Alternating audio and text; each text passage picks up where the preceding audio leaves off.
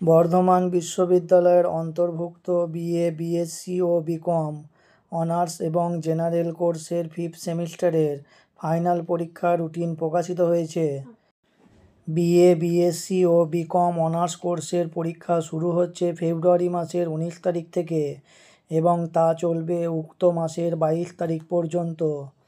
এছাড়াও জেনারেল কোর্সের পরীক্ষা শুরু হচ্ছে ফেব্রুয়ারি মাসের 19 তারিখ থেকে এবং তা চলবে মার্চ মাসের 3 তারিখ পর্যন্ত।